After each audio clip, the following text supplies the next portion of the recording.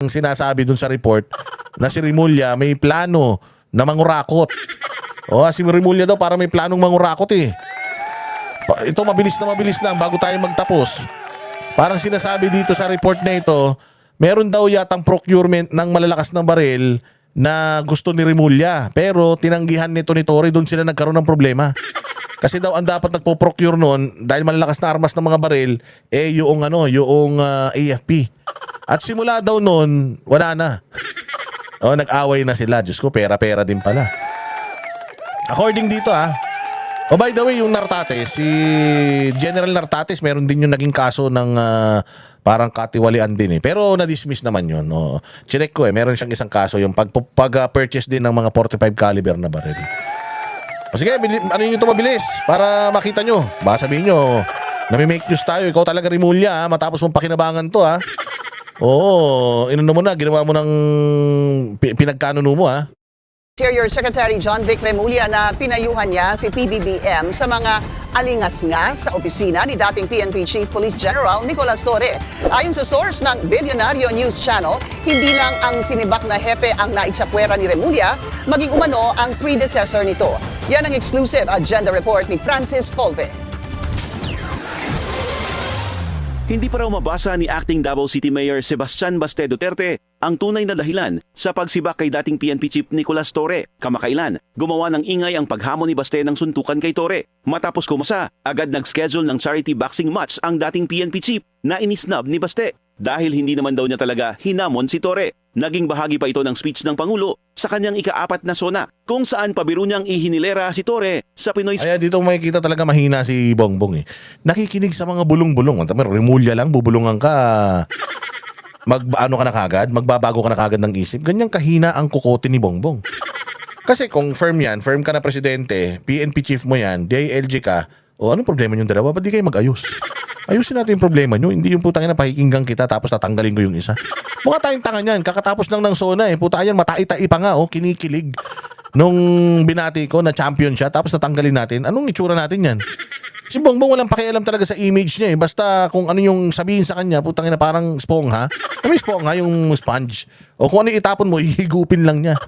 So ngayon, dito sa kay Bongbong, kung sino yung pinakamalapit sa kanya, na magbubulong sa kanya, yun lang yung paniniwalaan niya. Putya yan, kawawa itong gagon to. Akala niya untouchable siya, itatanga-tanga yung pinanigan niyang leader. Ayan, collateral damage siya. Sports champion. Palagay ni Baste, demotion para kay Torre ang pagkakasibak sa pwesto. Wala nang mas mataas pa dyan sa pagkapulis mo. Diba? Hindi ka naman pwede ilagay sa ibang appointed position. Like CID, NBI. Yan naman appointed ng demoted siya. So tingin ko may internal na conflict talaga na nangyari dyan. Hindi raw kilala ni Baste ang pumalit na PNP OIC na si Lieutenant General Jose Melencio Nartates Jr. Pero isa lang daw ang tiyak niya. Sino man ang iupong police chief, kasama sa trabaho nito ang pagharas sa kanyang pamilya. May order talaga yan na puntiryahin tayo. Yan naman lagi Hindi ka naman maging chief PNP pag wala kang gagawing against sa amin mga Duterte o sa mga supporters natin.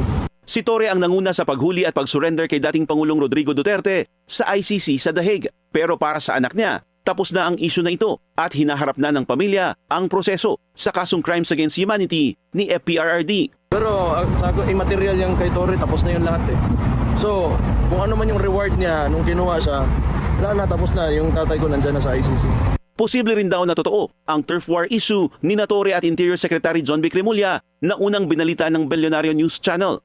Kaya hindi umano diversionary tactic ang pagsibak kay Torre para matabunan ng flood control scandal. Mas more on tingin ko talaga internal conflict yan kay Torre. Di sila nagkakasundo kasi nagsimula na yun kay Remulla, di ba? Nagkakasagutan sila.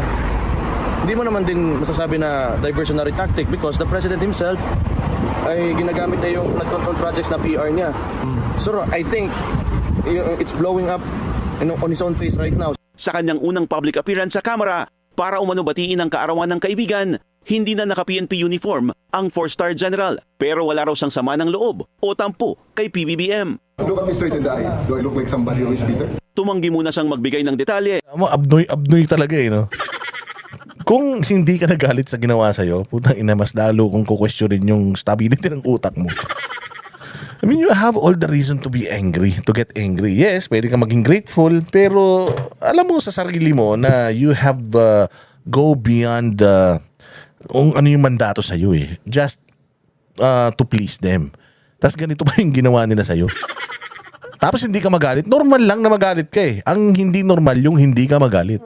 It's either bobo ka, tanga ka, o they have something against you na alam mo na if you will not wag your tail, ika nga, gagamitin nila against you, kakanain ka nila. Pwedeng ganun. O, di ba? Kung ano ang susunod para sa kanya. Sa isang panayam, inamin ni Remulla na pinayuhan niya ang Pangulo sa mga alingasngas sa opisina ng Chief PNP. Pero bukod sa simpleng turf war, may lumulutang din na issue ng insubordination dahil tumanggi umanong pumirma si Torre sa isang accomplished request para sa deal na 8 billion peso funding for arms procurement. Nako po, 8 billion. Remulla, nako. Although, dininay na to ni Remulla. At hindi rin naman to sinasabi or hindi rin to tinatouch ni Torre. Ewan natin, lalabas to balang araw. Antayin nyo lang. Malalim na malalim itong awayan na to. Balang araw lalabas ito. Tingnan mo. Pero yun nga yung sinasabi ko, Torre. Tatrabahuhin ka ng mga yan, unahan mo na. Kasi kapag ka yan, sinabi mo, patatagalin mo pa, wala naman hiniwala sa'yo. Pero kung ngayon palang ilalabas mo na, at least may laban-laban ka. At least. Kasi pagka pinag-retire ka ng mga hayop, walang ibibigay na pwesto sa iyan. Walang posisyon na ibibigay sa iyo. Maniniwala ka, bibigyan ka ng posisyon. Sabi nga nila, mayroong ibibigay na posisyon. Tinanong siya, tatanggapin mo yung posisyon. Ano sabi ni Torre? Wala kang inaalok, yan ang tatanggapin ko. Walang iaalok sa iyo yan. Ano pa bang sa skill set mo? Ano pa ba yung sa tingin mong pwede na paglagyan sa iyo sa gobyerno? Wala. Wala. So wag ka nang umasa na magkakaroon ka ng posisyon, binalasubas ka talaga nila. So wag ka nang tatanga-tanga as early as now, ilabas mo na kung ano yung mga nalalaman mo dahil pag yan napanis, wala ka na. Oo. Ayon sa mapagkakatiwalaang source ng Billionaire News Channel, ang paninindigan dito ni Torre, isang civilian agency ang PNP, kaya ang pagbili ng 80,000 unit ng assault rifle ay dapat para sa AFP. Dahil dito, tuluyan na umunong nabwisit ang nagtutulak ng deal na si SILG. Nako. So, totoo ba yan? Although, mapagkakatiwala ang source ng isang media outlet, alam natin, fake news yan. Oo, pero kung totoo to, parang lumalabas pa pala na si Torre, siguro baka gustong bumawi sa lahat ng kademonyohang ginawa niya.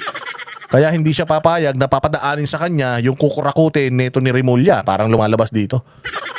Ito si Remulla, palagay ko may kitain dito. Kaya ayan, ginagawa niya. Ayaw niya sigurong pusoy sa kanya, pinadadaan niya kay Torre. Sabi ni Torre, ayoko.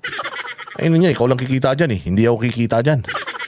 Ngayon, dahil tumanggi naman tong isa, nagalit tong isa, binulungan yung presidente. Sinibak ngayon yung isa. Nga. Puros kasi mga kawatan eh. Pero, ano lang to dininay na to ni John Vic Remulla. Pero alam niyo, napakasinungaling nito eh. Di ba nuknukan na sinungaling to? Huling-huli sa camera, nagsisinungaling to. Huling-huli na, pero putya pinanindigan under oath dyan sa Senado. So, lahi ng mga Remulla yan, kasinungalingan. Tsaka lahi talaga ng mga Remulla yung traidor. Tinraidor niyan si Binay sa mga Duterte. Tapos tinraidor yung mga Duterte ngayon. Ngayon, tinan mo, tinraidor na naman si Torre. Sabi sa inyo basta ito si John Vic, tandaan niyo yan. Yung mukha ng traidor, yan mismo yun. At nagresulta sa 85 days lang na pag-upo ni Torre bilang Chief PNP. Sinalo niya ito mula sa 2 beses na nagkaroon ng term extension na si Police General Romel Marbil.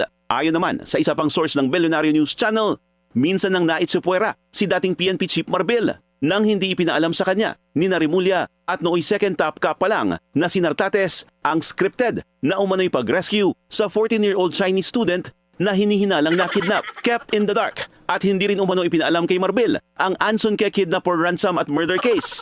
Pucha, parang may mga sindikato sa PNP, no? Sila mismo, mga taga-PNP, nagbubunyagan ng mga sindikato nila.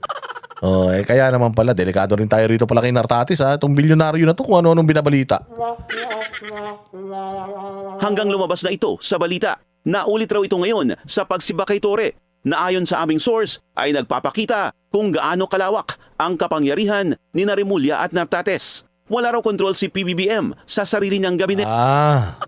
Kaya pala, nililipat ni Torre itong Nartates kasi may sindikato sila May tandem silang dalawa ni Remulla. O kaya yan.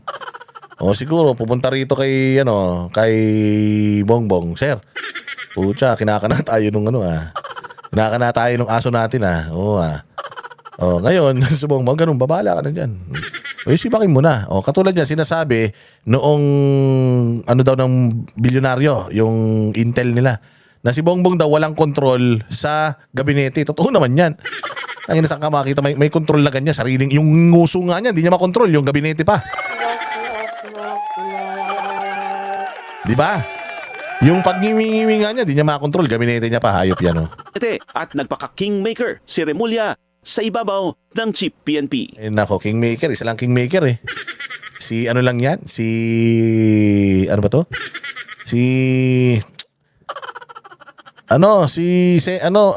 Attorney Vic Rodriguez. Kayo talaga.